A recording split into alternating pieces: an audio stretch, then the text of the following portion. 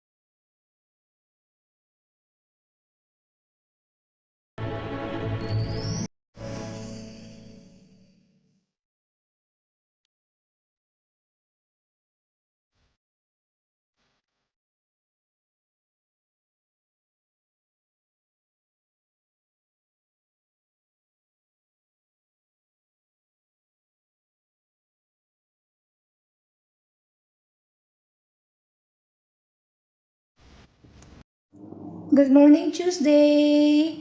Happy birthday, Sep COVID! Thank you po kay Sis Lisa na nag-recommend sa kanyang boss na ako ang gumawa ng cake para sa kanyang anak. Salamat po sa tiwala. Sana po ay magustuhan ng celebrant at ng boss. Siyempre. Thank you po. So, 6:30 deliver to. 6:30 p.m. po.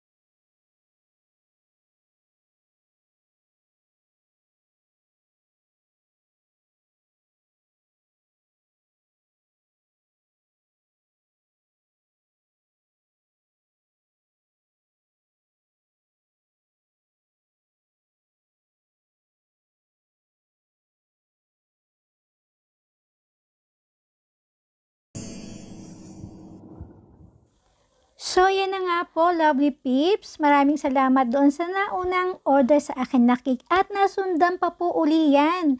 Na iisang customer lang po ang aking kliyente. So, nasundan pa po siya uli. Ito naman ay para naman sa anak ng kanyang driver. So, nakakatuwa po kasi napakabait naman nitong ating kliyente na to. At hindi lang po isang beses ito na ulit or 2 beses, kundi 4 na beses po siyang umulit sa akin ng pag-order. So, grabe po talaga yung blessing na nangyari nung time na yon na talagang nagliwanag muli ang aking pag-iisip. So, nag-start po uli ako mag-isip ng positive. Nag-isip na po ako muling kung ano pa yung mga dapat kong gagawin. Kaya naman kapag walang mga ganitong gagawing baking, nag-iisip po ako ng mga DIY craft kung ano yung pwede kong gawin para lang po hindi ako makapag-isip-isip ng mga kung ano-anong bagay na makakapagdulot ng depression sa akin. Gawa nga nang hindi tayo makauwi sa atin sa Pinas dahil nga doon sa nangyaring pag-lockdown. So, napakaraming bagay na pwede nating gawin para lang maging positive tayo lagi. Para maging positive yung ating mga iniisip. 'Di ba? Na pwede tayong makatulong pa o mabigyan pa ng karagdagan na knowledge yung ating sarili. So, ito po, Lovely Pips, ay talaga namang sobrang thankful po talaga ako nung time na yon na nagliwanag po muli ang aking kaisipan.